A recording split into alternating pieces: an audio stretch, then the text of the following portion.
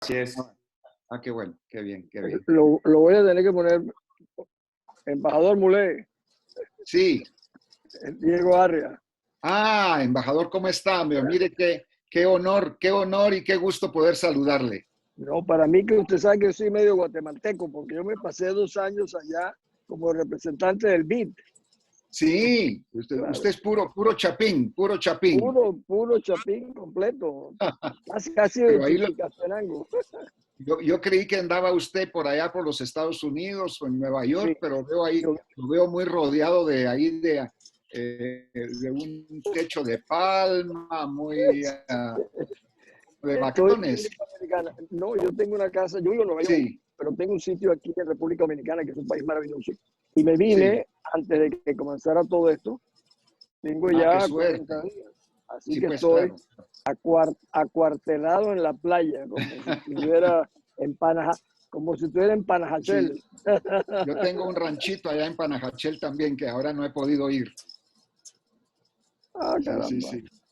¿Está usted en Guatemala Sí, en la ahorita? ciudad de Guatemala, sí. Aquí en lockdown, todo bien guardadito y protegido.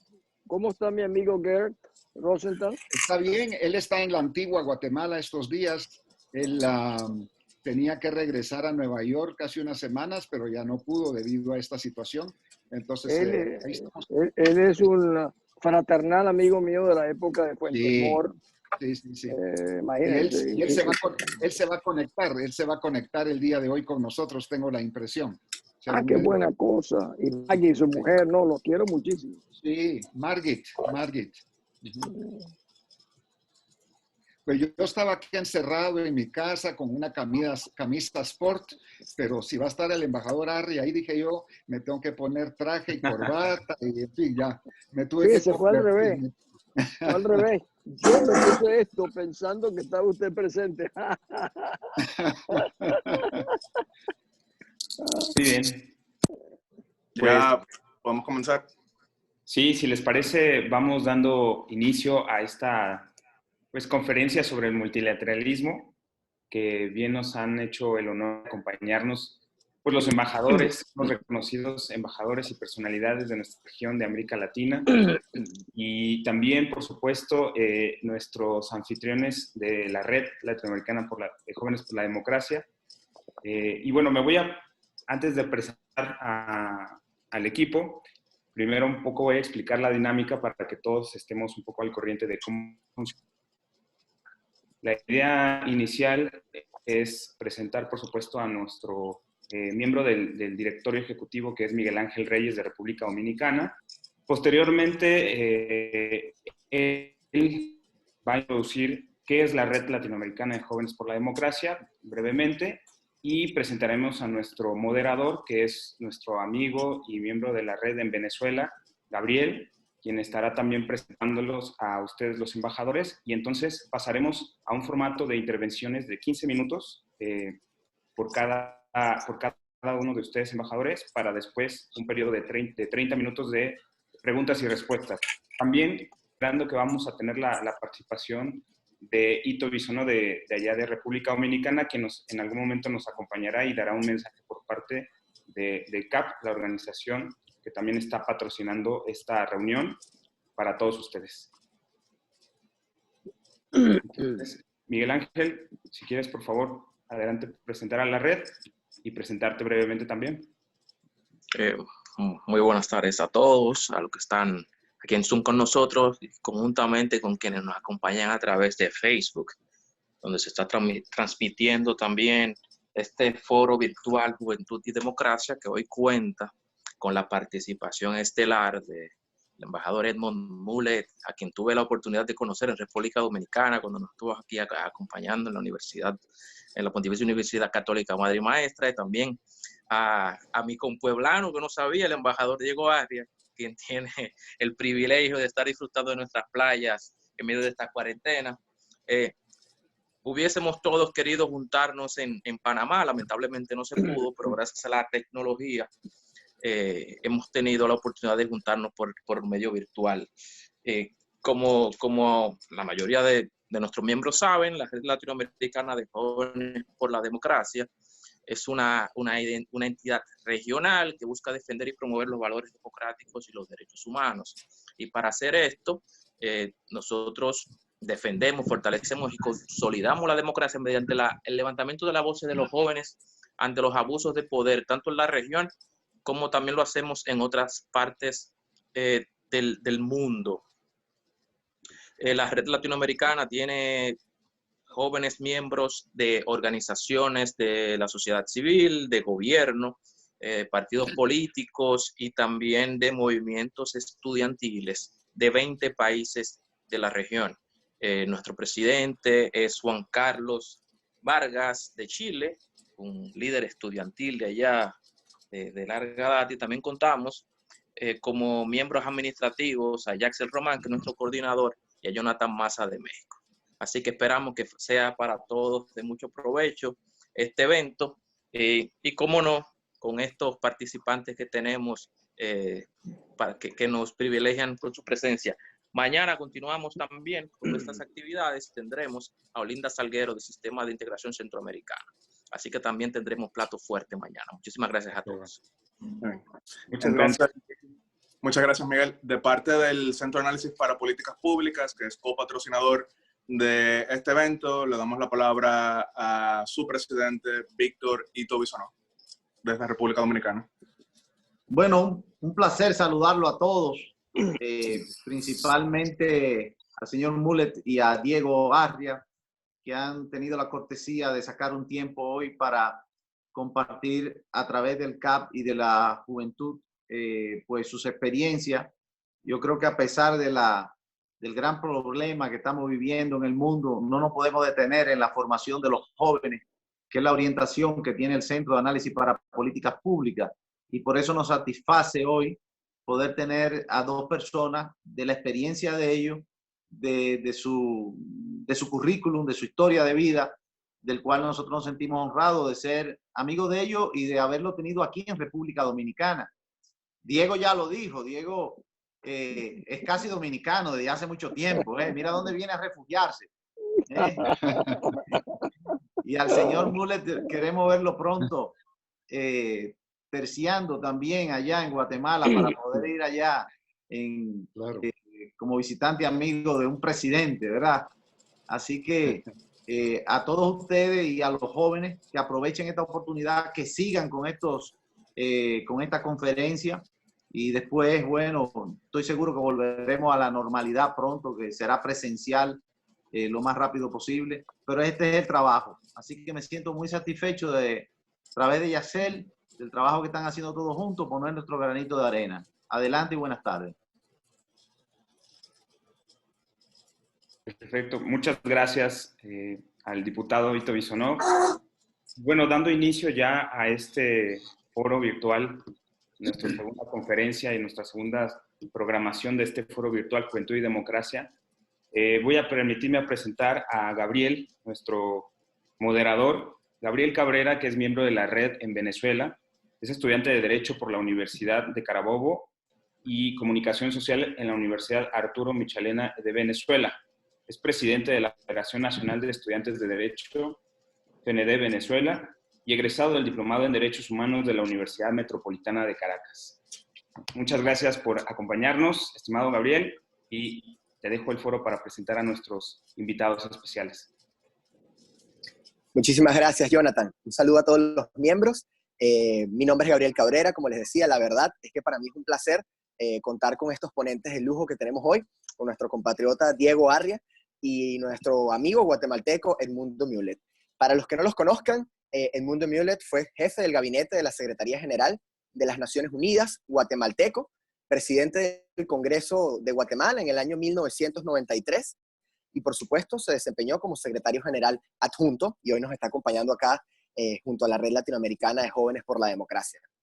Diego Arria, venezolano, fue alcalde del Distrito Federal de Caracas, representante de Venezuela ante las Naciones Unidas en la década de las 90 y por supuesto también expresidente del Consejo de Seguridad de Naciones Unidas. Para mí, que es un honor tenerlo acá, porque tuve la oportunidad de conocerlo en mi época de la escuela, en los modelos de Naciones Unidas, hace ya casi 9 años.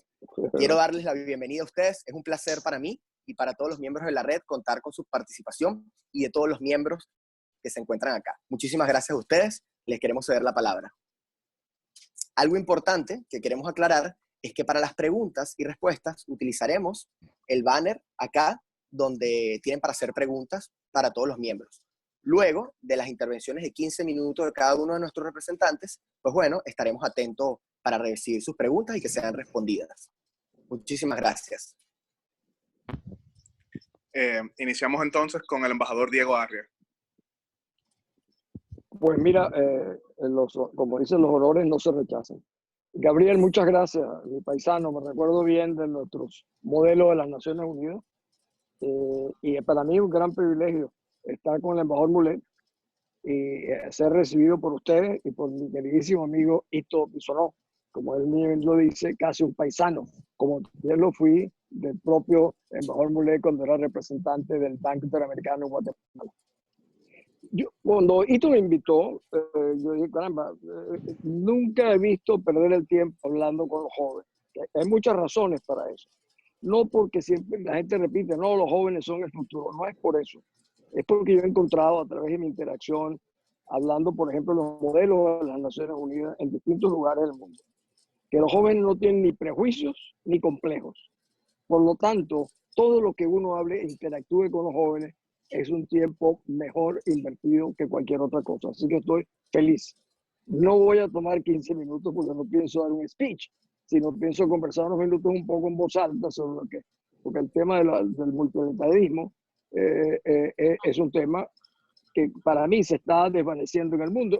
Esta misma pandemia ha demostrado que los organismos multilaterales globalizados no han funcionado como uno puede imaginárselo, que funcionan mejor los supply chains de los sistemas financieros y económicos de lo que funcionan los sistemas que tienen que ver con la salud del hombre, con el mantenimiento y preservación del medio ambiente, como lo estamos viendo en estos días.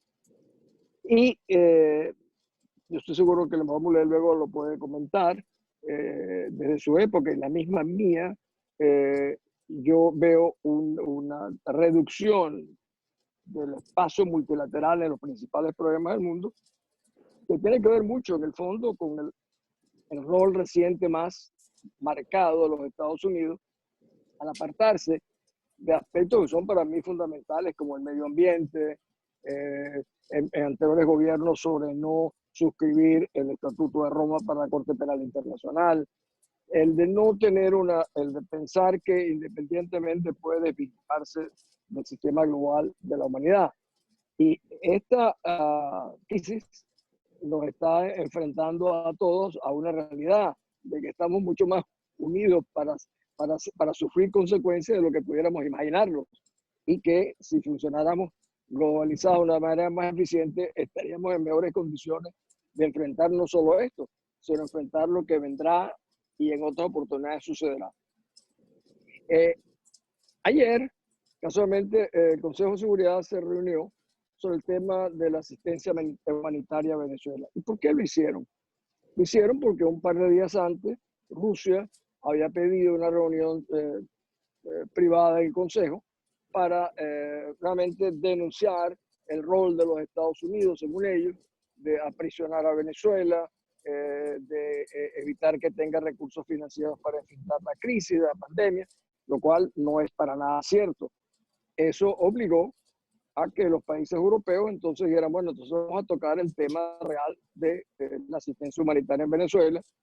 Y fue una sesión muy fuerte, donde yo creo que la embajadora, como es cerrada, la embajadora norteamericana, Kraft, yo creo que les dio una paliza verbal tanto a Rusia y a China, asignándoles una responsabilidad extraordinaria en su complicidad con la narcotiranía terrorista y criminal de Maduro, lo cual es absolutamente cierto.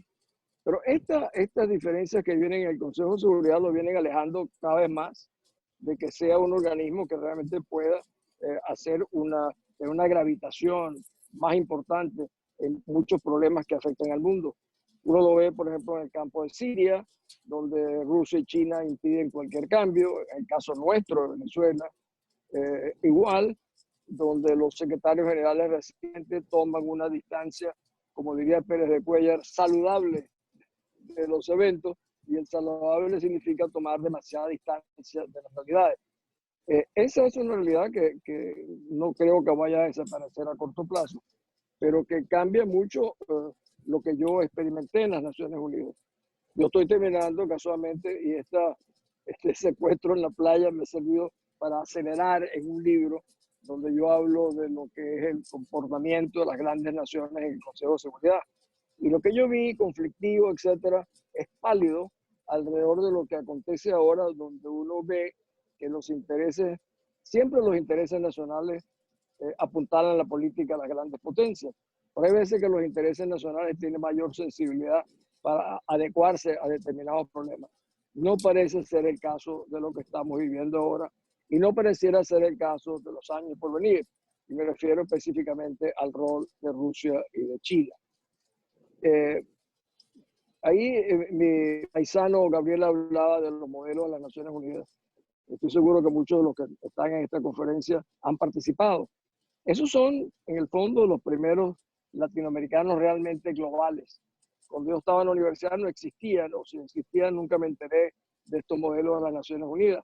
Pero hoy en día, en casi todos los lugares del mundo uno se encuentra toma de conciencia a los jóvenes que aprenden que cuando representan a otro país que no es el suyo, defendiendo los intereses de ese país, es la mejor manera que tienen en el futuro de defender su propio país, que es conociendo a los otros.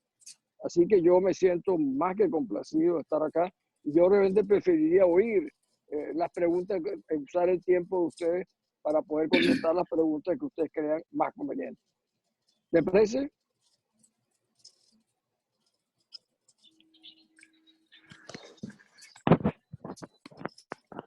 Muy bien, entonces seguimos con el embajador Mulet.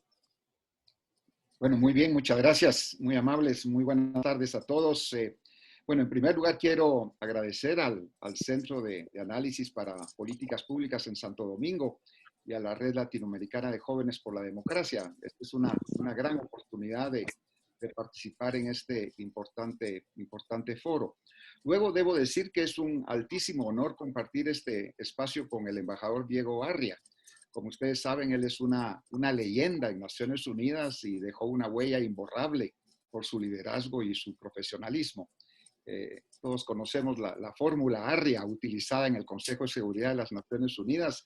Fue una creación del embajador cuando fue presidente de ese organismo y desde entonces ha permitido la participación de personas y entidades en el Consejo en un afán que él siempre ha tenido, pues, de transparencia y de apertura. Así es que me da mucho gusto estar aquí con él. Gracias. También me da muchísimo gusto saludar a mi amigo Ito Bisonó, que ha sido un amigo y un anfitrión extraordinario cuando hemos estado ahí en Santo Domingo, y espero que en el futuro podamos seguir trabajando así con los jóvenes de América Latina en la construcción de un mejor futuro para todos.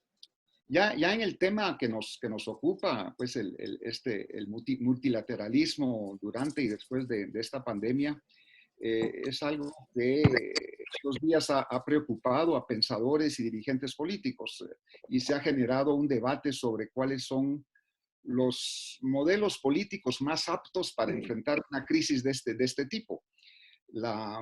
Hemos visto esta polarización ideológica que hemos sufrido en el mundo desde hace más de una década y que no se había visto desde el fin de la Guerra Fría.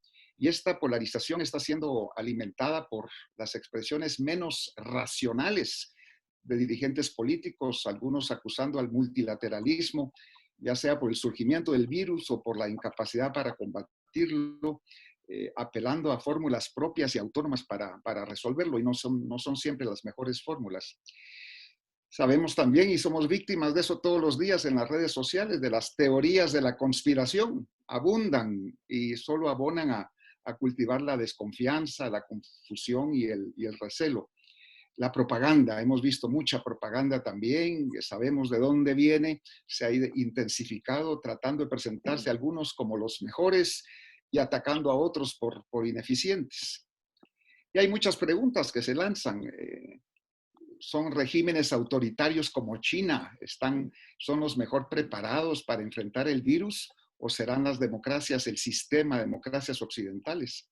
Por otro lado, vemos que las democracias en Asia como Taiwán o Japón, Corea del Sur, la propia región de Hong Kong, son las que mejor controlaron el virus. La otra pregunta que nos estamos haciendo, ¿son los estados centralizados o los que otorgan ciertos niveles de autonomía a sus regiones o a sus estados federados los más eficientes? Unos dicen que ya estamos ya entrando en una era de aislamientos, de volver a la ley del más fuerte, del unilateralismo, un paso atrás en los procesos de regionalización y globalización, un avance de las prácticas soberanistas y populistas, una reducción del comercio internacional, una limitación a las libertades individuales. Hemos visto en algunos países europeos desde hace algunos años un retroceso también en estos procesos de integración. Y hemos observado con profunda preocupación un presidente norteamericano que reduce la presencia de su país en el escenario mundial. Ya el doctor Arria se refería a muchos de estos temas, pues, en la Corte Penal Internacional, en el tema del medio ambiente, en la UNESCO, ahorita en la Organización Mundial de la Salud, etcétera, en el Consejo de Derechos Humanos. O sea, se autolimita en ejercer un liderazgo y además golpea frontalmente todos los principios de convivencia internacional desarrollados durante cientos de años. El presidente Trump no solo debilita a los Estados Unidos en la escena mundial, pero también debilita a sus aliados tradicionales como la Alianza Atlántica, Europa, América Latina. Y como todos sabemos, el vacío siempre es ocupado por algo o por alguien. Y esos espacios abandonados por Estados Unidos, ahora más evidentes durante esta crisis sanitaria, son ocupados inmediatamente por otras potencias, especialmente Rusia y China.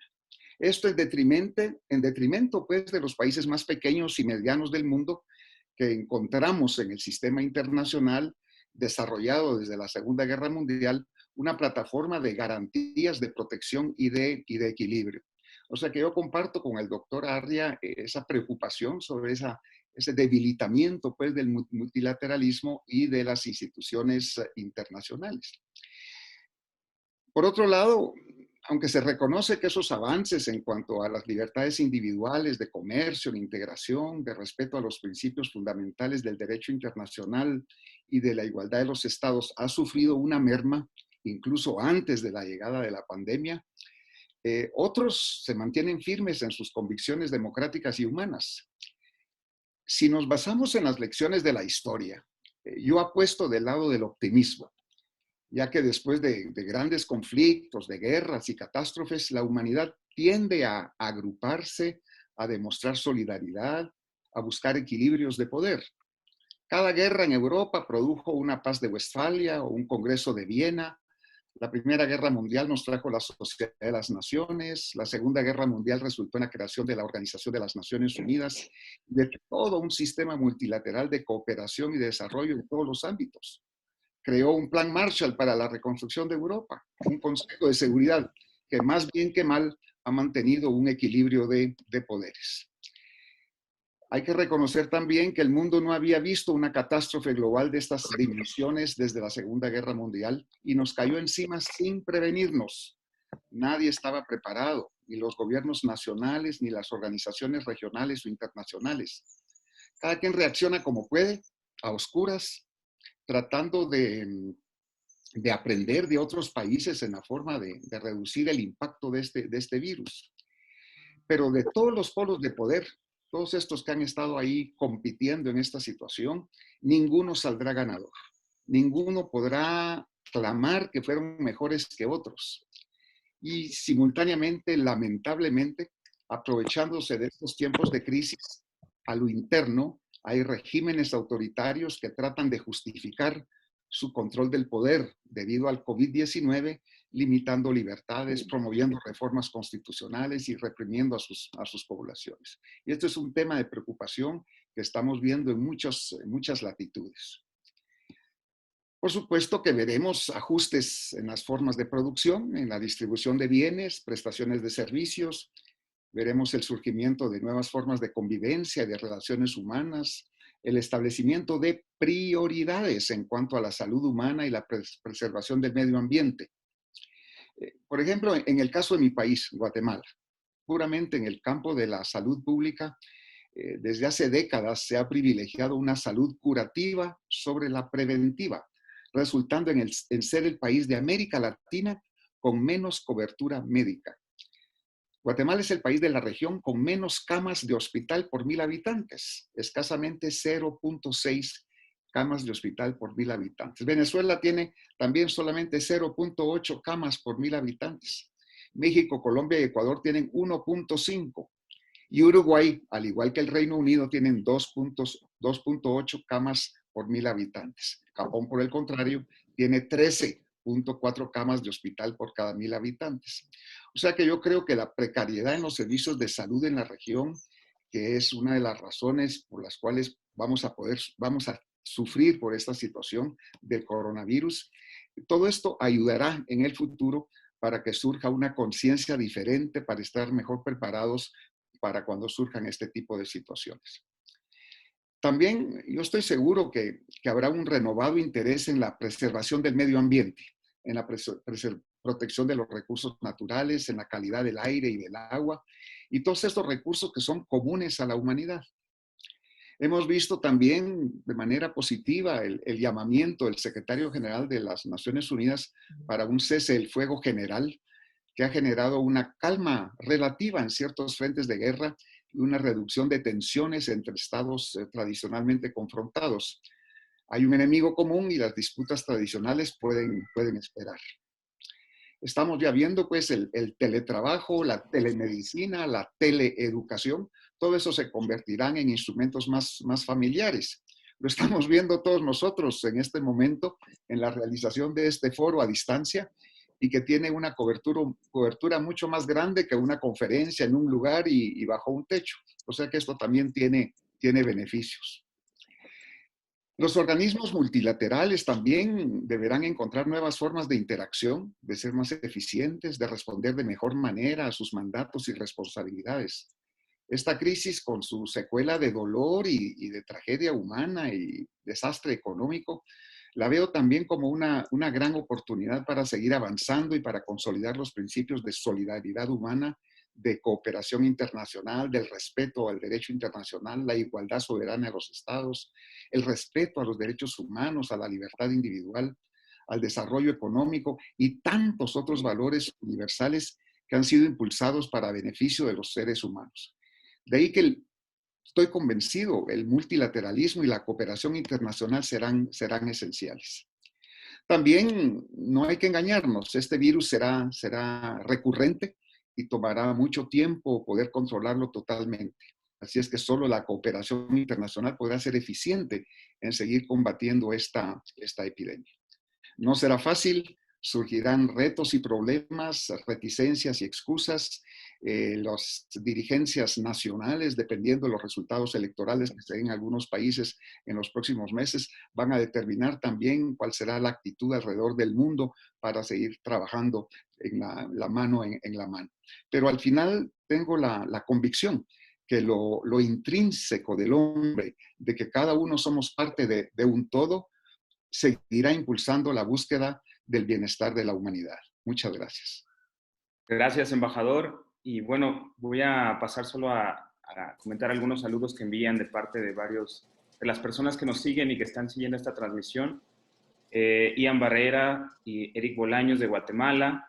Asimismo, Edgar, que le manda muchos saludos a don Diego Arria, el embajador, que tuvo el honor de conocerlo en 2017. Y bueno, también recordando que varios miembros de nuestra red tuvieron el honor de conocer al embajador Edmond Mulet en Guatemala cuando estuvimos en la misión de observación electoral el año pasado en Ciudad de Guatemala. Y bueno, también algunos de ellos envían sus saludos desde República Dominicana y México. Y bueno, gracias. Sin lugar a dudas, este periodo ahora podemos pasar al periodo de preguntas y respuestas, en el que estaremos también recibiéndolas todavía en esta sección en el apartado del menú preguntas y respuestas. Para todos los que nos están siguiendo, pueden dejar sus comentarios.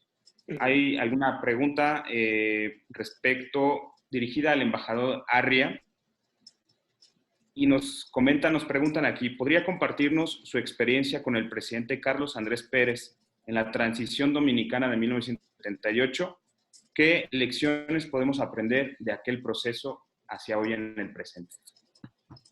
¿Qué? Eso, esta tarde estaba yo hablando con un gran amigo mío que fue uno de los cancilleres, Raúl Muley se recuerda, Armando Durán, que fue canciller venezolano, que no conocía esta parte del proceso dominicano. Ahí donde uno ve, cuando los estadistas tienen una visión que supera no solo sus fronteras, sino sus identificaciones políticas. Carlos Andrés Pérez, que es un socialdemócrata, cooperó con el presidente Balaguer, a quien él lo veía de una manera muy distinta. Pero sin la menor duda, el proceso de transición ese, me imagino que es el que me están hablando con el presidente Balaguer, Venezuela o el presidente Pérez realmente puso todo el empeño en facilitar ese proceso. Pero yo no puedo comentárselo desde el punto de vista global, no porque yo no hubiese nacido en ese momento, sino porque realmente no estaba metido en el tema dominicano al punto de poder decir algo mucho más profundo. Pero solo eso, de que cuando hay estadistas, es como el caso de El Salvador, donde la democracia cristiana venezolana y la socialdemocracia venezolana tuvieron el mismo denominador común. Vamos a ayudar a rescatar la paz y la seguridad en Centroamérica. Y lo hicieron todos nuestros presidentes, demócratas cristianos, socialdemócratas, sin la menor diferencia. Era un momento donde se pensaba en objetivos superiores. Así fue en el caso de Guatemala, así fue en el caso de El Salvador, así fue en el caso de Panamá. Ahí sí yo estuve muy involucrado, tanto en el caso de Guatemala, ya no en el BID, sino ya en otra función, igual que en el caso de El Salvador, en el proceso mismo de contadora, a que es un proceso que yo conozco mucho más profundamente de lo que conozco del tema dominicano de esa época. Así es. Por acá en las preguntas tenemos otra pregunta para el embajador, en este caso para el embajador Mullet. Voy a pasar a leerla. Si bien el multilateralismo se fundamenta en los estados, hemos visto en medio de esta crisis un papel importante de las ONGs en las cooperaciones internacionales, especialmente en las vinculadas a grandes empresas multinacionales. ¿Podríamos ver una reestructuración en las Naciones Unidas y el multilateralismo en sentido general de cara al tercer sector? Mayor inclusión en la toma de decisiones a raíz de la falta de apoyo, como en el caso de Estados Unidos que mencionó el embajador Mullet. Vamos a dejarle para que dé la respuesta y agradecerle al embajador Diego Arria que nos acaba de responder ahorita también. Sí, en efecto, las organizaciones no gubernamentales desde hace muchos años están ocupando un espacio cada vez más importante, muchas veces asumiendo responsabilidades que los propios estados no quieren o no pueden asumir. La propia Asamblea General de las Naciones Unidas ha invitado a organizaciones no gubernamentales de todo el mundo para participar en sesiones conjuntas con la Asamblea General, o sea, dándoles una voz y una responsabilidad también. O sea que yo veo ahí un rol cada vez más importante. Hay que decir también que simultáneamente en muchos países ciertos grupos ideológicos y ciertos sectores han montado campañas en contra de las organizaciones no gubernamentales, porque las ven como un mecanismo de intromisión internacional en los asuntos internos y soberanos independientes de los países, etc. Pero, como sabemos, son excusas y pretextos de sectores que se benefician de la situación interna, del control que puedan tener político, económico, de corrupción, etcétera, en muchos países, y no quieren pues transparencia o visibilidad. Es un debate que se está dando mismo en Guatemala actualmente. El Congreso de la República, en enero de este año, aprobó una ley para vigilar, controlar, reducir la presencia, participación de organizaciones no gubernamentales, nacionales o internacionales. O sea que se les ve por algunos sectores como algo peligroso o algo pues que hay que temer, pero por otro lado son y deben ser pues esos instrumentos de cambio y de transformación que necesitamos, y la Asamblea General, como dije anteriormente, les ha dado ese espacio y ese reconocimiento, y los últimos secretarios generales también, no solo Antonio Gutiérrez, sino también Ban Ki-moon y Kofi Annan, también tuvieron siempre reuniones muy específicas con organizaciones no gubernamentales a nivel internacional. ¿Puedo agregar algo a lo que dijo el embajador Muleta? Un pequeño... yo cuando llegué a las Naciones Unidas, yo no sé, Edmond, si tuvo la misma impresión que yo. En esa época había un temor a la incorporación de las organizaciones no gubernamentales. Los veían como unos entrometidos. ¿Qué hacen ustedes aquí? Este es un problema entre estados. Yo siempre decía, bueno, la Carta de las Naciones Unidas comienza nosotros los pueblos del mundo. Resulta que no somos los pueblos del mundo, son los gobiernos del mundo. Y yo creo que si hay una cosa importante en esto, es que ese ejemplo que pusieron en la pregunta, el peso que han tenido las empresas privadas, no solo en los Estados Unidos, sino en muchos lugares del mundo, de reacción, de apoyo a la humanidad, compite perfectamente con lo que están haciendo muchos estados en el mundo. Yo creo que para mí, ahí está gran parte del futuro que yo le veo a las Naciones Unidas, es en incorporar ese peso extraordinario que tiene la vida social independiente. Totalmente de acuerdo, así es, así es. Pero como dice Diego, siempre ha habido pues por parte de los Estados miembros representados ahí en Naciones Unidas pues esa reticencia, pero al final se han dado cuenta de la importancia y los han invitado pues a tener esos debates importantes. Muchísimas gracias, embajadores. Vamos a pasar a la siguiente pregunta. En este caso es una pregunta que tenemos para el embajador Arria de Rafael Acosta. La pregunta es la siguiente. De su experiencia en el Consejo de Seguridad de Naciones Unidas durante el conflicto de la antigua Yugoslavia, ¿qué enseñanza le dejó este proceso de cara al escenario actual? Te dije hace ratico a Rafael que yo estoy terminando un libro justamente sobre ese tema. Sí. Mi experiencia en el caso de los volcanes en el Consejo de Seguridad es realmente penosa. Yo fui y sigo siendo extremadamente crítico del rol que jugaron los europeos que han podido detener este proceso de los volcanes al principio. Y no lo hicieron, entre otras razones, tal vez Adolfo Desmond se puede recordar. A mí me dijo el representante del Reino Unido, oye, es que no podemos permitir el surgimiento de un Estado musulmán en el medio de Europa. Resulta que Bosnia, que tenía generaciones en el medio de Europa, de repente la vieron como el lado musulmán. Y eso hizo, por supuesto, que tomaran un rol basado en que había que impedir a toda costa que esto sucediera. Resulta que ahora si hay un Estado musulmán en Europa, por razones opuestas, ha sido Bosnia-Herzegovina.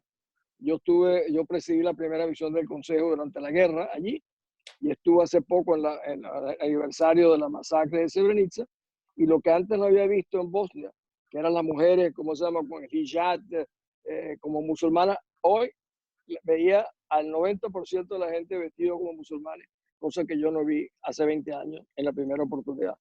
El rol de la comunidad internacional, ahí lamentablemente los Estados Unidos se dejaron llevar por los intereses de Inglaterra y Francia, que tenían esa reticencia, y que en esa época decían, es la hora de Europa, no la hora de los norteamericanos.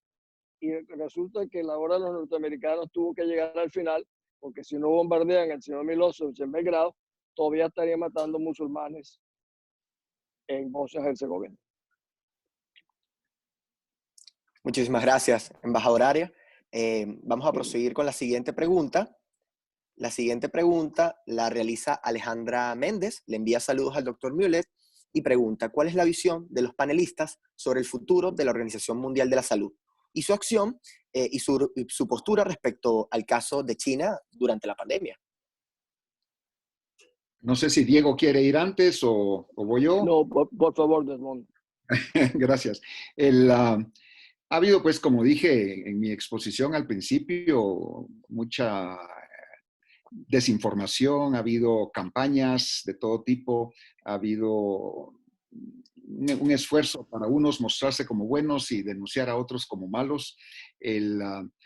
Mucha, como digo, mucha campaña negra, incluso diciendo pues que este virus se originó en un laboratorio en Wuhan, y otros diciendo que ese virus fue llevado por estos científicos americanos que estaban trabajando en ese laboratorio. En fin, todo tipo de de interpretaciones que por supuesto son totalmente falsas y por lo menos no ha sido comprobado. Ya llegará el momento donde se realizará una investigación a fondo del verdadero origen pues, de este virus, pero ahorita todos son especulaciones y manipulaciones pues, en redes sociales.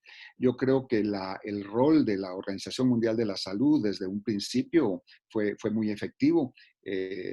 Sonó pues la alarma desde un principio, pero como dice el propio director general de la OMS, ellos solamente pueden recomendar, no pueden obligar a los Estados miembros a que sigan ciertos protocolos, pueden sugerir y recomendar nada más.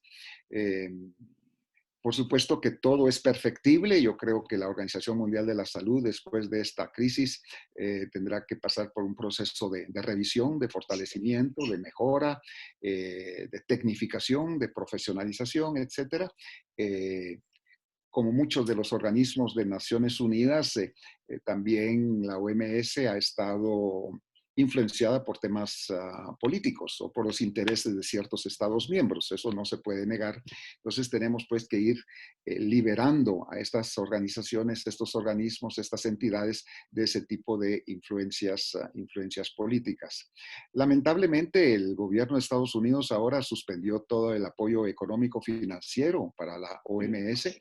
En un afán del presidente Trump de señalar, de buscar un chivo expiatorio afuera para que no sea él el responsable de lo que está sucediendo en Estados Unidos y siempre trata de buscar a un tercero a acusar. Y eso, por supuesto, debilita todo el trabajo que se puede estar haciendo coordinadamente a nivel internacional.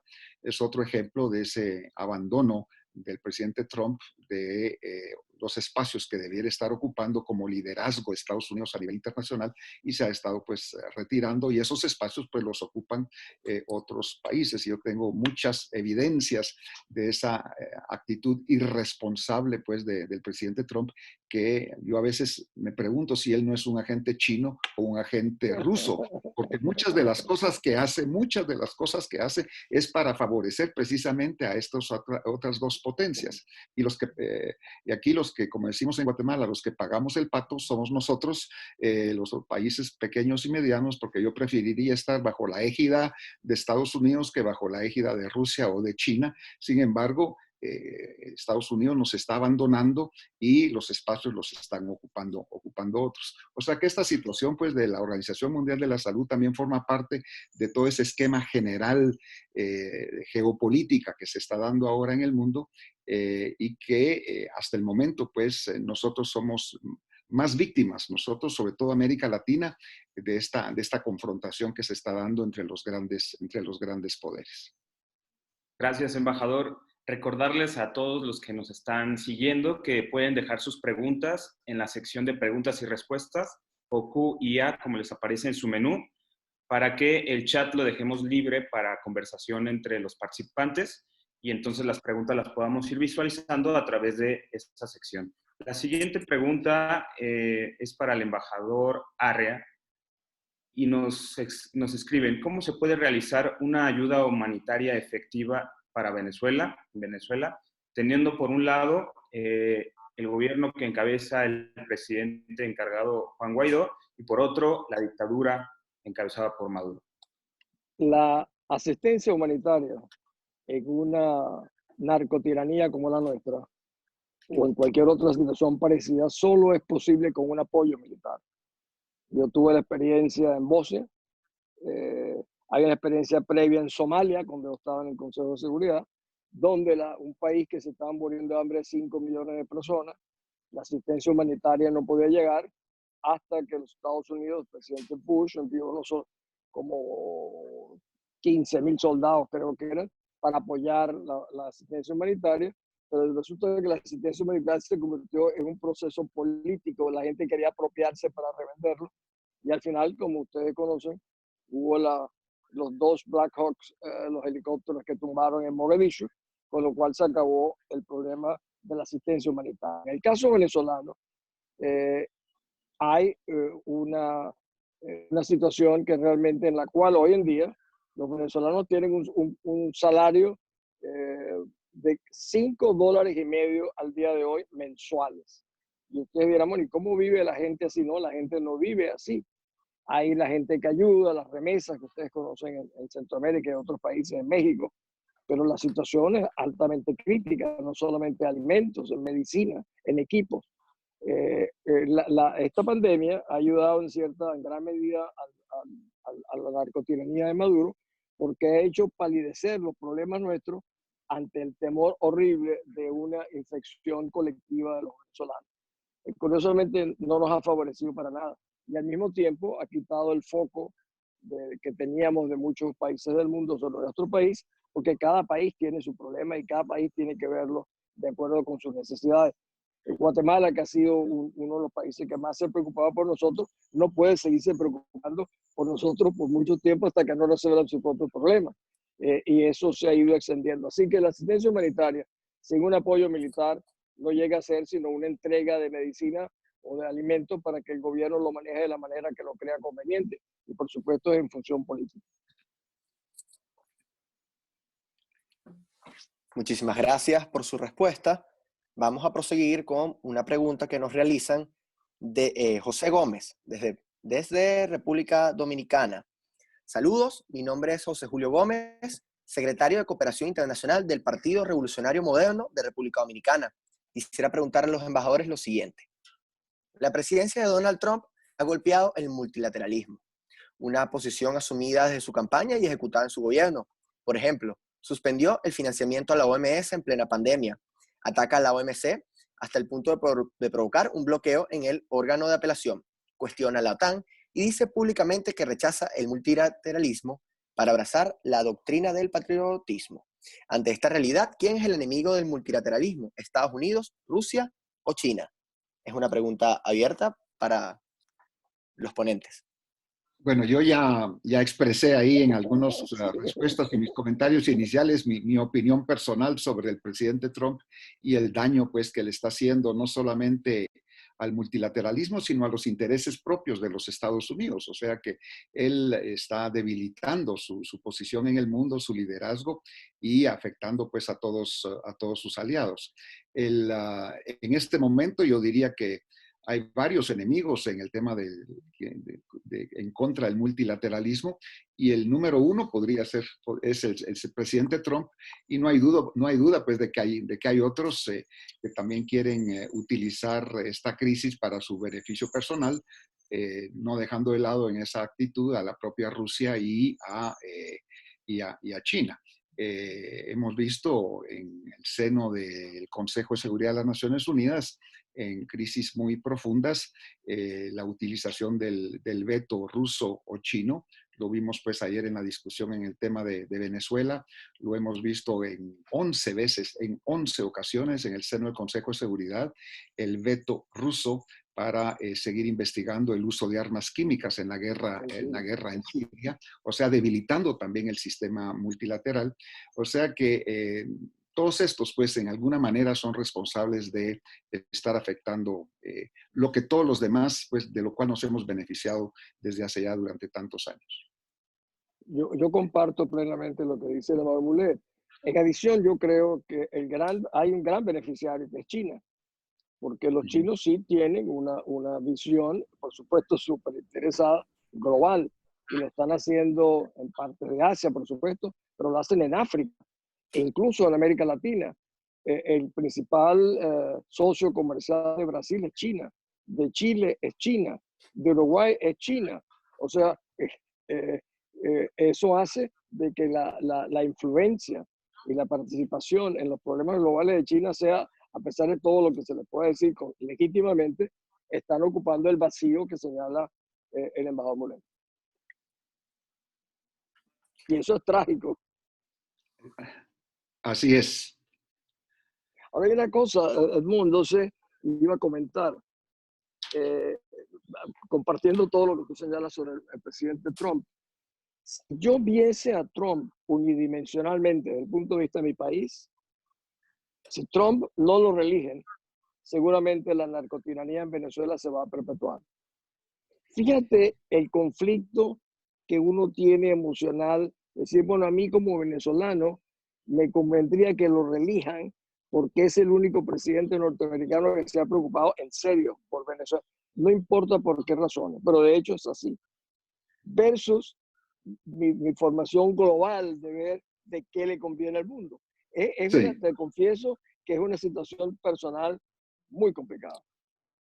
Ahora, yo tendría confianza que una actitud mucho más firme de los Estados Unidos también pudiera ser expresada, bueno, de manera bipartidista en los Estados Unidos. Yo creo que no ha habido, pues, en el Partido Demócrata ahora en Estados Unidos mayores voces disidentes en cuanto a la actitud de Trump frente a la dictadura, a esa clepto-narcodictadura que existe en Venezuela. Yo esperaría que también sería una responsabilidad de todos, si es que Trump pierde las elecciones, de generar ese nivel de lobbying, de acción, de convencimiento de la región latinoamericana, si es que hay una nueva administración en Washington a partir de enero del año entrante, para que también asuman una responsabilidad en esa dirección y que no nos dejen solos. Es un foco de infección para toda la región que también afecta los intereses de Estados Unidos, cualquiera que sea el partido que esté dominando. O sea que yo no pierdo las esperanzas, Diego, no pierdo las esperanzas de que si es que hay cambio de gobierno, de partido, de que podamos seguir con ese esfuerzo de presión sobre ese sistema en Venezuela. Mi querido Edmond, porque no quiero desviar la conversación, lamentablemente yo veo en Biden la influencia que tiene también Sanders, porque tiene influencia en el proceso de la plataforma, es que yo creo que Cuba pasaría a ser un interlocutor mucho más cercano de los Estados Unidos, un poco regresando a la época de Obama, que un poco facilitó la transición cubana sin que hubiese una transición cubana. Creo que el acercamiento con Cuba, que para nosotros en Venezuela es gravísimo, se asentaría, pero no quiero empezar a especular desde ahora, pero eso no me impide que no tenga una profunda preocupación por ese tema. Claro, claro. Eso es un debate interesante que podemos tener, que podemos organizar en los futuros meses, ¿verdad? Porque es algo muy importante para toda la región también. Claro, y si me permiten, digo, esto nos da lugar a la pregunta de estos últimos comentarios que nos han compartido.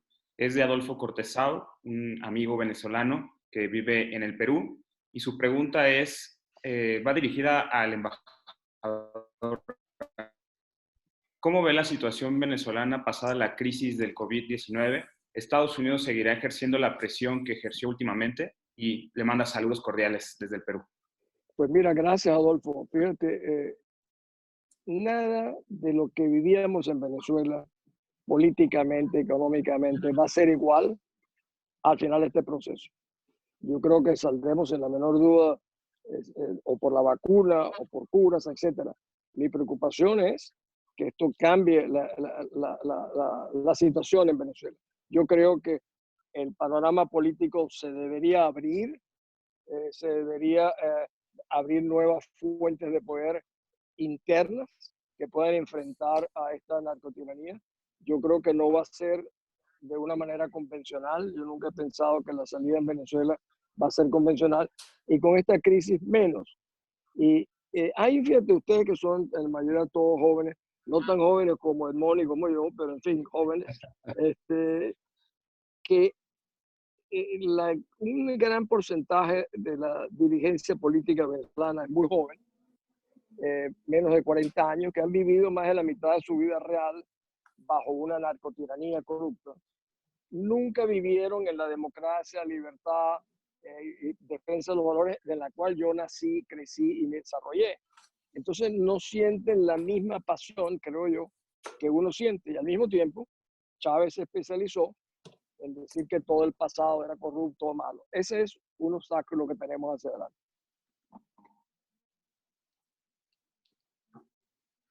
Gracias, embajador. Esto también nos da lugar a una pregunta dirigida a ambos. ¿Consideran que las Naciones Unidas deberían de convocar en este momento a una reunión con todos los presidentes para comentar acerca de colaboración y medidas conjuntas frente a la crisis? Es de Daniel Zapeña, de República Dominicana. Diego. Dame un Se le- minuto. Pues, bueno. Adelante. Entonces, sí, yo creo que ya no hay necesidad, creo yo, de convocar a una gran reunión. Yo creo que ya el secretario general está muy en contacto con todos los presidentes, jefes de Estado, primeros ministros alrededor del mundo en este tema, no solamente a través de la OMS, la Organización Mundial de la Salud, sino de la Secretaría General misma, a través de las delegaciones de Naciones Unidas en cada uno de los países. El problema que tenemos es que no es una crisis que se dio en 1, 2 o 3 países, sino que se está dando en todos los países del mundo. Cuando tuvimos el terremoto en Haití, por ejemplo, 316,000 muertos, se volcó la comunidad internacional a apoyar, a respaldar. Algo fue extraordinaria esa solidaridad. Y cuando vino el tsunami en el Japón, pues Japón retiró toda su maquinaria y los ingenieros militares que tenían en Haití, porque tenían que ir a resolver su problema en su propio país. Y ahí surgieron una serie de problemas, desastres naturales en varias naciones y retiraron pues el apoyo que le estaban dando a Haití. Pero había esa capacidad económica, material, para ayudar a Haití en ese momento, porque era el caso único de un desastre en ese momento. Ahora la pandemia ahí está afectando a todo el mundo y entonces es difícil que un país pueda, que necesita recursos, que necesita dinero, que necesita de todo para recuperarse o para confrontar la pandemia, no tiene recursos o capacidad para ir a ayudar a otros. Entonces, en ese sentido, es una situación crítica muy distinta a otros desastres, pandemias o limitadas o desastres naturales o guerras que hemos tenido pues en el pasado. Esto afecta a todo el mundo y los recursos le están faltando a todo el mundo. Entonces, lo más que se puede hacer ahora es una coordinación en cuanto a lockdown, cómo reducir la comunicación, la transmisión, ese tipo de cosas, pero ayuda específica será muy, muy difícil obtenerla durante muchos años, creo yo, porque muchos van a tener sus propias prioridades en sus propios países. Ya vendrá la Asamblea General de Naciones Unidas en septiembre, a lo mejor por primera vez no se va a realizar, quién sabe, y que tendrá que ser así por videoconferencia también, como la que estamos realizando el día de hoy. Yo agregaría una cosa, Edmond. Yo creo que el tema ha desbordado a los mecanismos multilaterales oficiales. Por ejemplo, yo oigo hablar a Bill Gates, por ejemplo. Yo creo que una persona como Bill Gates pudiese organizar un grupo realmente de las grandes empresas en el mundo, que son las que tienen los recursos, la capacidad para enfrentar este problema. Los gobiernos, como tú muy bien dices, tienen recursos limitados. Guatemala está sobresaturado porque fue medicina curativa y no preventiva. Esa es una situación muy generalizada.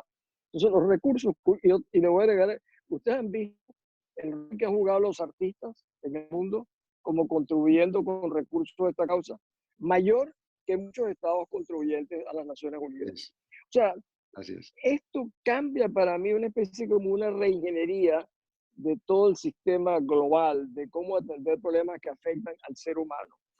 Cuando le afectan al ser humano, que ya no se trata de desarme ni cosas por el estilo, apela a los mejores sentimientos de distintas empresas que saben que eso es lo que les toca hacer, les corresponde y les conviene en adición, es fuera de que puedan tener el compromiso. Yo creo que la dimensión que pueden tomar los grandes laboratorios, las grandes empresas, va a ser más importante que lo que pasa en una reunión de presidentes.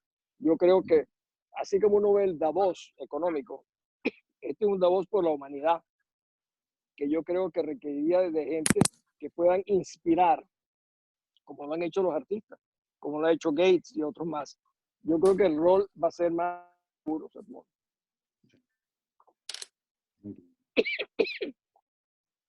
Muchísimas gracias a sus respuestas. Por acá tenemos una respuesta de Corina, una pregunta de Corina Cortés, y la pregunta y su preámbulo es la siguiente. En los últimos días se ha hablado del tema de la responsabilidad internacional durante la pandemia por el coronavirus, y algunos medios han reseñado que hay estados que están coordinando esfuerzos para de alguna manera presionar a China para que asuma las consecuencias de lo sucedido. Sin embargo, no hay instrumentos internacionales que de alguna manera recojan este tema.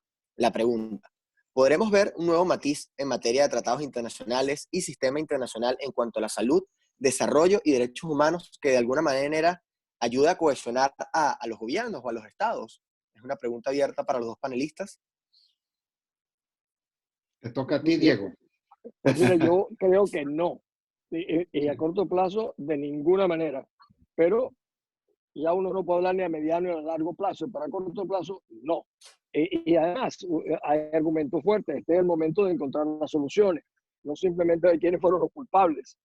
Y yo también creo que si China fue responsable de una u otra manera, nunca lo va a reconocer para fines económicos o financieros. Ya verá, como dijo Don hace rato, la posibilidad de averiguar eventualmente qué sucedió. Si fueron los científicos norteamericanos que en el año 18 estuvieron en Wuhan operando con ese laboratorio, fueron los famosos, yo iba a decir los vampiros, los murciélagos del mercado de Wuhan, los responsables. Ese es otro tema. El tema ahora es cómo animar, aglutinar, porque esta es la guerra más importante que ha visto el mundo, donde hay un solo enemigo, que es el virus o los virus.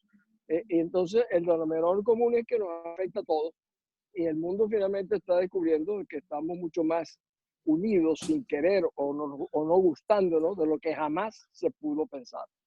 Mi respuesta es que no.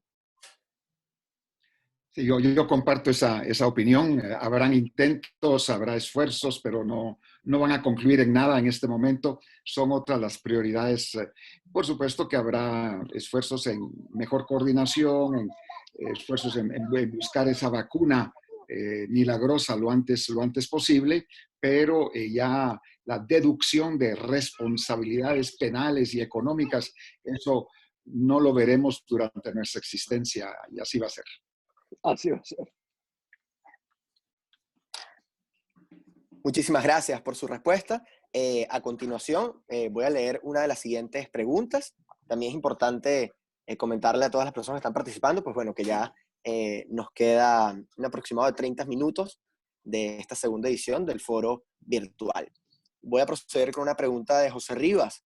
Señor Edmundo Mulet y Diego Arria, usted menciona que el multilateralismo toma fuerzas al momento de exigir o existir un problema que afecta a varios países de la comunidad internacional.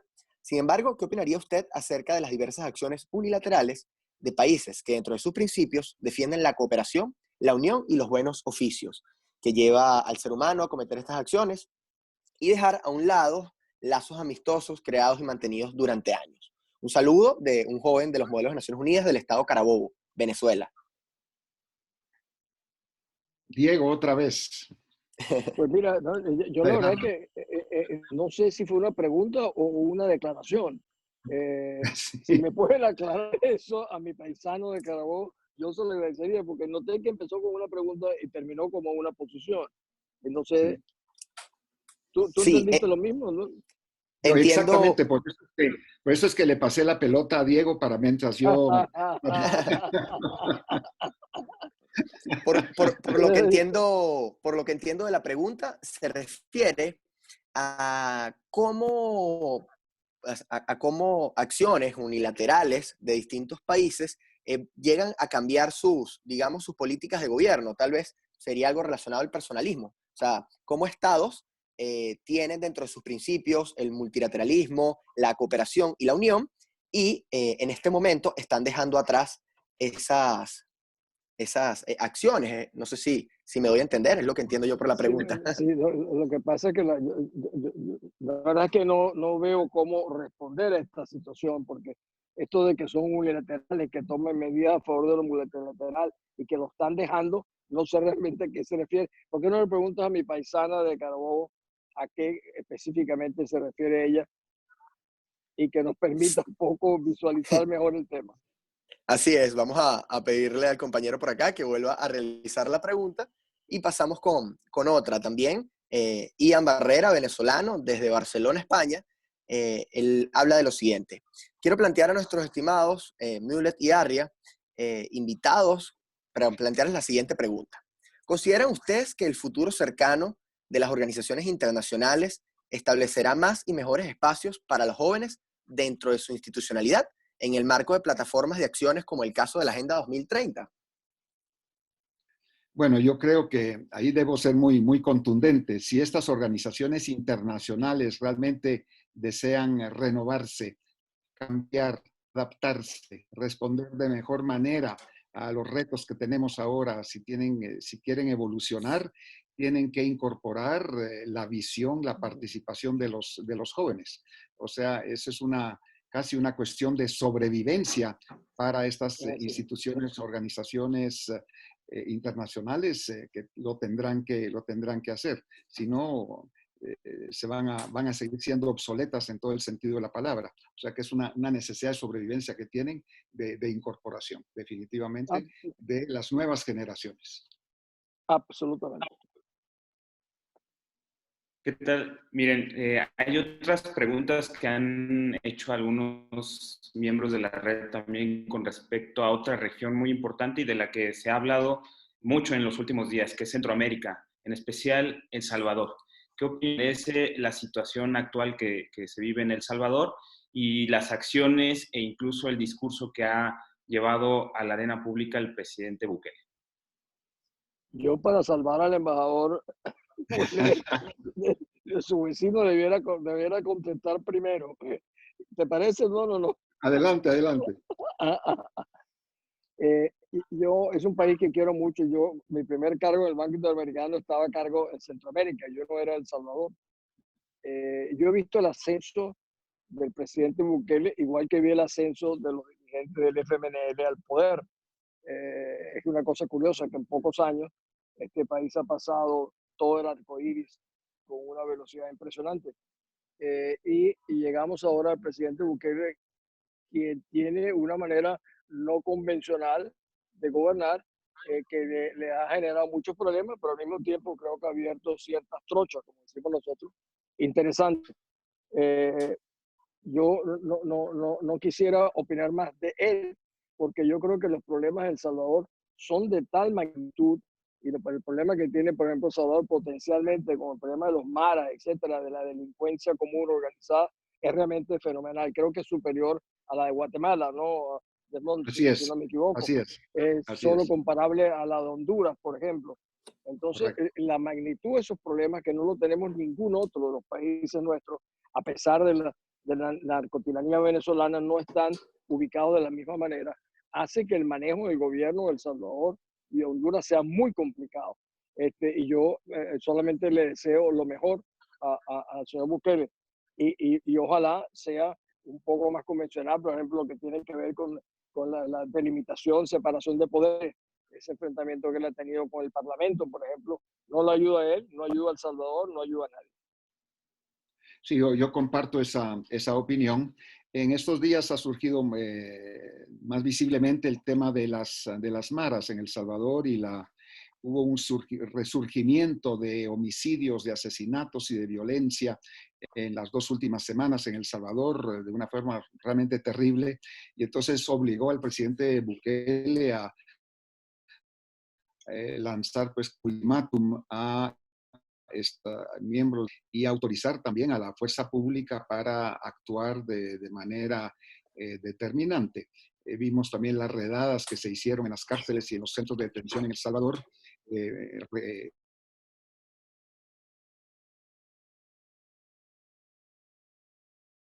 celulares, desde donde organizan, digamos, asesinatos o extorsiones, decomisando armas, etcétera, y se ven a estos reos pues apiñados uno sobre el otro, sin la distancia social, etcétera. Yo creo que cada estado tiene la necesidad y la defenderse de este tipo de acciones y de defender a la mayor parte de la población. Por supuesto, siempre buscando un equilibrio, y entonces ese es donde tiene que caminar Bukele ahora, a buscar un equilibrio de que no se le vaya la mano también que pueda ser acusado de violaciones de derechos humanos o de no respetar ciertos derechos. Por otro lado, creo que acciones determinantes y severas en contra de estos grupos son necesarias en algún momento, para mandar una señal de que no tienen todo el espacio para ellos y darles garantías a la gran mayoría de la población que trabaja, se esfuerza y que también es víctima pues, de estas exacciones y de esta violencia. O sea, no es, como decía el embajador Arria, no es una situación fácil. En América Latina creo que es un caso casi único y que hay que ayudar y respaldar dentro de los límites pues, de que se preserven esos principios democráticos también, como mencionaba el embajador Arria. Bien, muchísimas gracias. Ahora vamos con una pregunta de Gianmarco Pumarol desde República Dominicana. Y la pregunta es para el doctor Mulet y él pregunta lo siguiente. En torno a la situación de Haití, ¿cuál es el impacto que puede tener el COVID-19 para la inestabilidad política de Haití y, en efecto, consecuencias para la República Dominicana? Bueno, como sabemos, la situación del sistema de salud en Haití es extremadamente precario. O sea, es casi inexistente. No he tenido mayor información de un impacto grande o mayor de la pandemia en Haití. Ha habido algunos casos, etcétera, pero no ha habido pues, mayor inmigración, retorno. El problema que tenemos en Guatemala, por ejemplo, ahora los Estados Unidos está deportando a centenas de ilegales guatemaltecos en los Estados Unidos y muchos de ellos vienen infectados y esa ha sido la fuente principal pues, de contagio en nuestro país. Haití está totalmente cerrada del mundo, no ha habido pues esa migración o esa llegada de personas con este virus a Haití. Entonces se ha contenido un poco más y no ha habido pues tantas víctimas. Pero como hemos visto en otras epidemias también que han surgido en Haití, el propio cólera en el 2010, 2011, 2012, la propia precariedad del sistema en Haití, si esto no se contiene a tiempo o si esto se desbordase, entonces sí sería realmente una tragedia. No solamente para República Dominicana, sino para Jamaica, para Cuba, para todas las demás islas del Caribe. O sea que sería de interés de toda la región el de ayudar a Haití a contener, a aislar estos focos que pudieran estar surgiendo antes de que se puedan reproducir. Sobre todo tomando en cuenta el tema de la precariedad del sistema de salud en Haití. Y de ahí habría una responsabilidad también de los Estados Unidos o del Comando Sur, que son los que estratégicamente también tienen una vigilancia sobre el tema de Haití, el de poder colaborar en ese tema, si es que se detecta que esto está ya avanzando más de la capacidad que tendría el Estado haitiano de contenerlo, como se ha manifestado hasta ahora. Tenemos otra pregunta de nuestro representante en México, Ricardo Morales Kun. Él pregunta abiertamente a los tres, a Ito Bisonó y a los embajadores, ¿cuál será el papel de la Unión Europea después de esta crisis con respecto a América Latina y el Caribe? Ito, que no ha hablado, por favor. Eso, me parece muy bien. Bueno, primero agradecer sí, a Diego y al señor Mulet la oportunidad. Yo lo que veo es que la gran pregunta, lo que ha pasado en Italia, principalmente en Italia por una población envejeciente y bueno, y que no llevó las normas que debió de haber acatado del principio. Pero en España es otra cosa. En España con un gobierno del PSOE que lamentablemente ha hecho todo lo contrario y como si hubiese planeado hacer un esfuerzo para tener un impacto mayor de la crisis.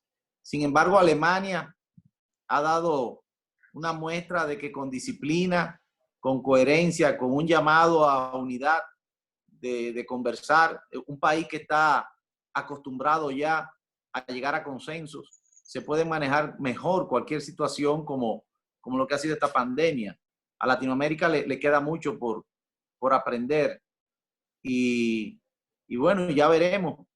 Europa tiene sus propios problemas y en esto los embajadores tienen más experiencia que nosotros. Ahora con lo que ha pasado en el Reino Unido, con el desprendimiento, ¿verdad?, de la Comunidad Económica del Brexit, y gracias a Dios ya en España se han olvidado, tienen problemas mayores con el ultranacionalismo de una parte, ¿verdad?, de los vascos. Pero veremos lo que pasa.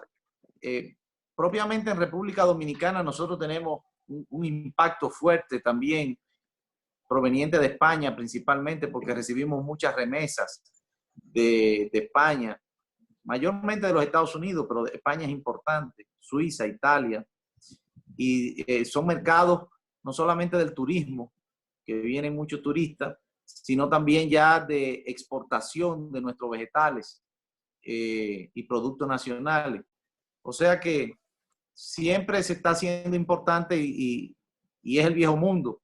Para América siempre será una referencia importante seguir y ver lo que pasa. Es lo que yo puedo aportar. Yo diría que en estos, ya desde hace algunos años y ahora después de esta pandemia, con la geopolítica que se está expresando, manifestando alrededor del mundo, esa ascendencia de China en muchas partes, los mejores aliados que puede encontrar América Latina es Europa, es la Unión Europea.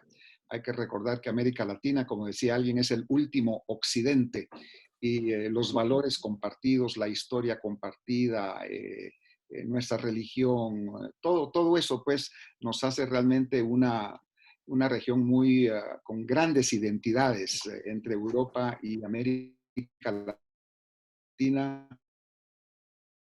más que la que pudiera tener con otro del mundo o la que tener América Latina con cualquier otra región del mundo. Yo creo ahí que hay un gran potencial. Tenemos que trabajarlo también. Europa también tiene, por su historia colonialista, tiene algunas responsabilidades y algunas obligaciones pues, en África, algunos de los países miembros de la Unión Europea, pero la mayor parte de países de miembros de la Unión Europea no fueron poderes coloniales, están más en libertad como Unión Europea de poder realmente trabajar con esa región. Y yo creo que si mantenemos en alto esos principios democráticos, libertarios, derechos humanos, etcétera, esa identidad irá creciendo más. Entonces yo fui embajador en la Unión Europea durante varios años y siempre trabajamos ahí con ellos para afianzar esos nexos que hemos mantenido siempre, y ahora pues que Estados Unidos está viendo hacia adentro y se ha despreocupado de todos, incluso pues de América Latina, que no busca alianzas ni identidades con absolutamente nadie. Yo creo que nuestra mejor opción como región es trabajar la mano en la mano con Europa. Gracias, embajador. Y bueno, voy a aprovechar para hacer una pregunta tomando varias que han vertido aquí quienes nos siguen, y es con respecto a las Naciones Unidas, la Organización de las Naciones Unidas. Con este escenario de la crisis, de la pandemia, en la gestión que está haciendo cada país de manera individual y en la que parece que el multilateralismo no ha tenido un papel tan preponderante en la solución de ella, y ante la rivalidad de China y Estados Unidos, ¿qué es lo que puede suceder con la Organización de Naciones Unidas después de la crisis? ¿Mejorará? ¿Tendrá un papel mayor, más relevante? ¿O quizás estaremos vislumbrando un enfriamiento de la organización como tal?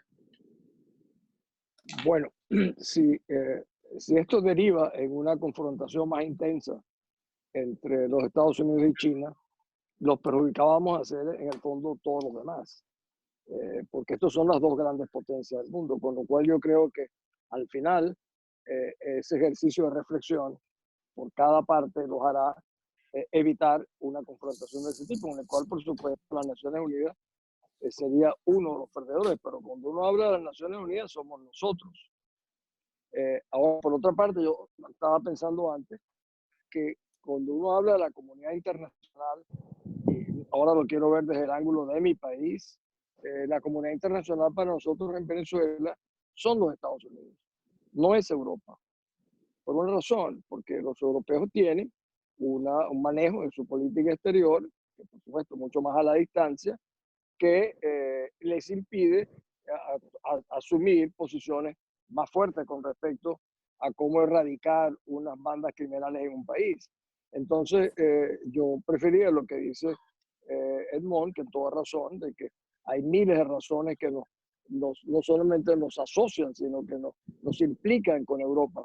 Pero yo he visto cómo actúan entre determinados problemas, como fue el caso de los Balcanes, que al inicio hablamos, donde realmente la Comunidad Europea no pudo responder ni en el medio de Europa a la peor masacre y genocidio que se cometía después de la Segunda Guerra Mundial. Y eso me hace pensar a mí que si no eran capaces de hacerlo en su propio territorio, ¿cómo lo iban a hacer fuera de Europa? Pero eso no quiere para nada decir que lo que dice Edmond es correcto. Todos los esfuerzos que hagamos para nosotros necesitamos a todo el mundo, esa es la realidad, porque también en el fondo nosotros somos parte de todo el mundo. Incluso cuando miramos a los Estados Unidos, la primera minoría en los Estados Unidos somos los latinos, los hispanos, y eso cada vez va a tener un peso mayor. Es un país donde cada vez hay más peso de grupos hispanos, al punto que podríamos competir con el número de habitantes, que podríamos competir con España, no México, que tiene más habitantes que los latinoamericanos de los Estados Unidos. Pero el carácter mismo de los Estados Unidos en la parte hispana va a cambiar muchísimo.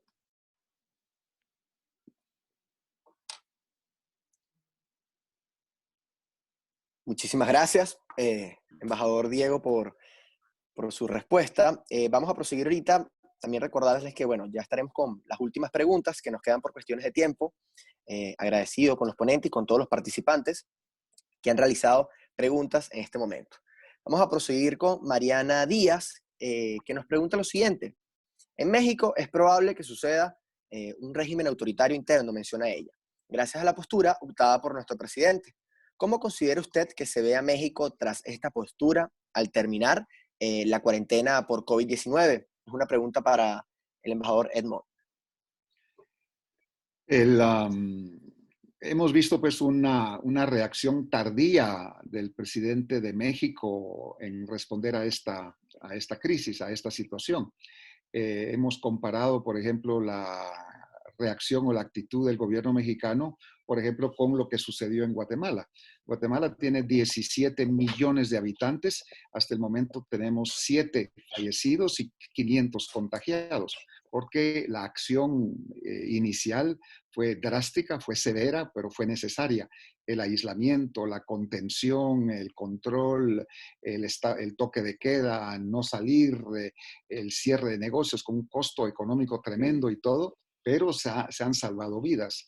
En México la reacción, pues como sabemos, fue mucho más tardía y no hemos visto todavía ahí las consecuencias de lo que puede suceder en México. Entonces, yo creo que en algún momento, como en Estados Unidos también y en muchos otros países, llegará el momento de la rendición de cuentas y que la gente va a decir, mire, allá reaccionaron así, usted reaccionó así, ¿qué pasó? Entonces, yo creo que después de que, cuando ya superemos pues esta pandemia,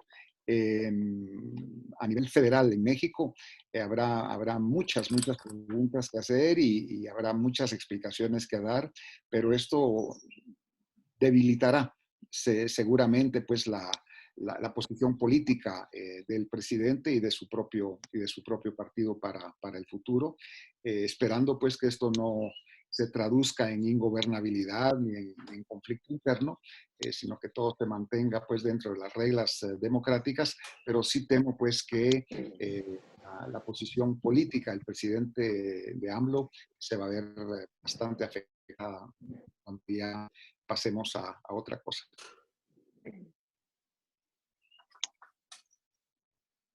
Muchísimas gracias. Aquí ya vamos a pasar con la siguiente pregunta y es la siguiente. Ya se las vamos a leer.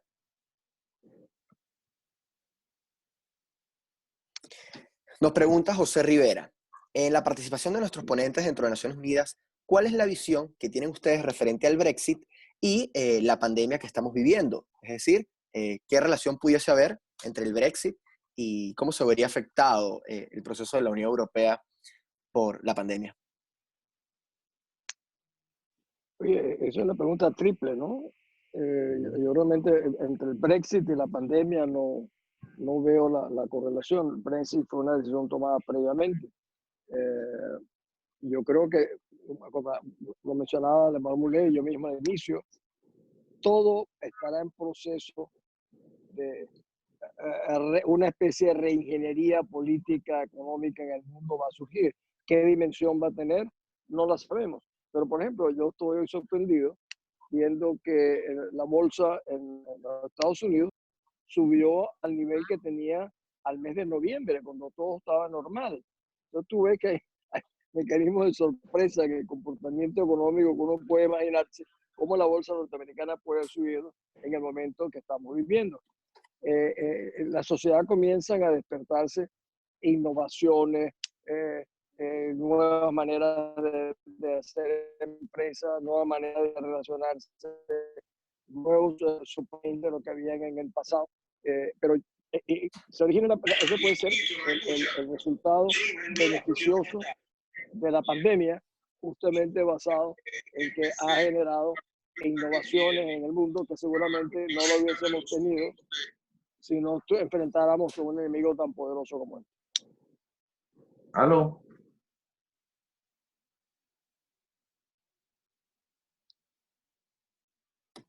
Bien, vamos a proseguir entonces. Muchísimas gracias, embajador, con pregunta. Y también quería aprovechar para comentarle, embajador Arria, que el diputado Armando Armas, presidente de la Comisión de Política Exterior, quería enviarle saludos a usted y a los ponentes, y que le hiciese llegar el comentario de que hay varios jóvenes venezolanos trabajando junto a él acá en la Comisión de Política Exterior. Nuestra última pregunta, por supuesto, con gusto. Nuestra última pregunta la realiza María Amaré y menciona lo siguiente. ¿Cómo considera usted que ha influido la corrupción en la confianza que se tiene hacia los organismos multilaterales? Esa sería nuestra última pregunta de hoy. Bueno, yo no he detectado, no he visto pues mayores niveles de corrupción en organismos multilaterales. Ha habido en algunos programas, está mi corrupción en la FIFA, pero ahí ya son otros elementos. Otra cosa. Eso ya es otra cosa. Pero vimos pues en Irak en algún momento acusaciones sobre alimentos por armas, etcétera, oil for food, etcétera, pero no ha habido pues mayores niveles de corrupción o de falta de confianza en los organismos multilaterales por temas de corrupción. La Asamblea General ha establecido mecanismos de control, de vigilancia, de auditoría muy severos y eso pues yo diría que es casi no existente. Donde sí hay corrupción y en muchos países es en los propios estados, en los propios gobiernos. Por ejemplo, acá en Guatemala, el Congreso de la República autorizó unos préstamos multitrillonarios y aumentos del presupuesto, etcétera, y los niveles de desconfianza en la población se mantienen vigentes por la utilización de estos recursos en esta ley de emergencia nacional que permite hacer compras y contrataciones sin las licitaciones respectivas. Y hemos visto pues que hasta la reparación de aviones de la Fuerza Aérea están utilizando con precios exorbitantes con esta ley de emergencia nacional. O sea, la reparación de aviones no tiene nada que ver con combatir el coronavirus. Y así ha habido pues elementos que han estado surgiendo de corrupción, una corrupción que ha sido tradicional desgraciadamente en Guatemala y que está todavía vigente, y eso reduce confianza de los ciudadanos frente a sus estados y sus gobiernos. Yo veo más el peligro ahí internamente en los países más que en organismos internacionales. Así es, así lo veo yo igual. Bueno, queremos darle el agradecimiento y ya cerramos con las preguntas y le dejo la palabra a nuestro compañero Jonathan Maza. Gracias. Pues en realidad muchas gracias a todos, gracias a nuestros invitados de honor que hemos tenido, a los embajadores Edmond Mullet y Diego Arria. Sin lugar a dudas, sus experiencias han sido muy enriquecedoras para todos los que nos han seguido a través de esta transmisión. Y bueno, quisiéramos dejar el espacio para un último mensaje que quisieran darnos nuestros invitados especiales y también, por supuesto, el diputado Ito Bisonó, que ha sido anfitrión también de esto a través del Centro de Análisis para Políticas Públicas. Bueno, solamente muy brevemente, de nuevo, agradecerles a ustedes, a los organizadores, a los patrocinadores, al diputado Bisonó también por facilitar este debate, este foro tan importante. Es el segundo, tengo entendido, que realizan ustedes, porque ayer tuvieron uno, mañana van a realizar otro dentro de esta temática, así es que son motivos ustedes de felicitación y estamos siempre ahí a las órdenes y un saludo muy cordial y muy respetuoso a mi admirado embajador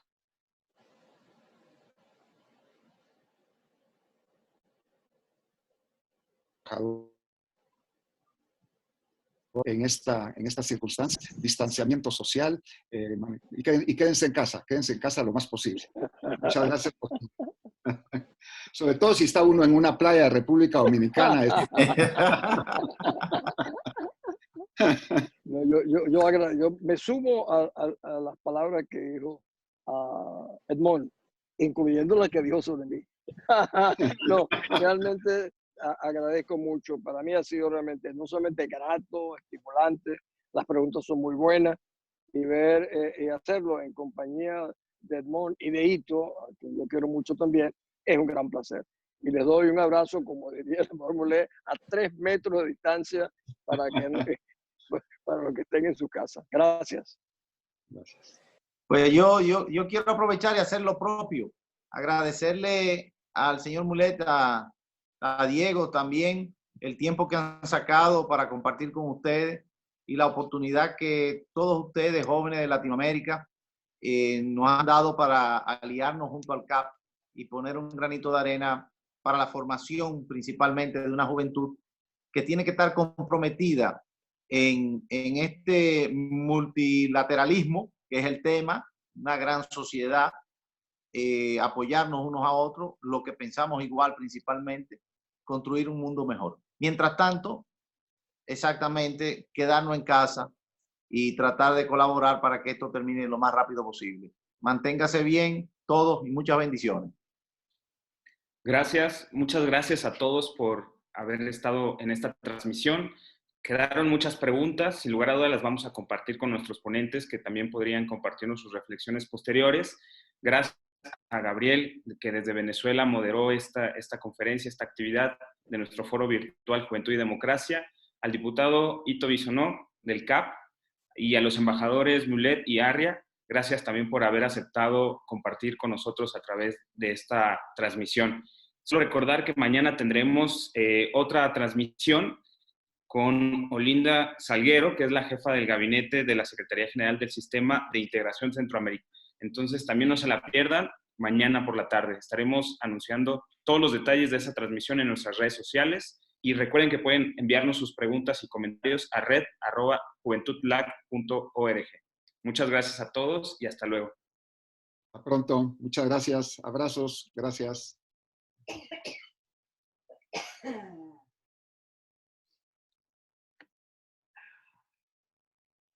Of course, I guess the FIFA corruption is from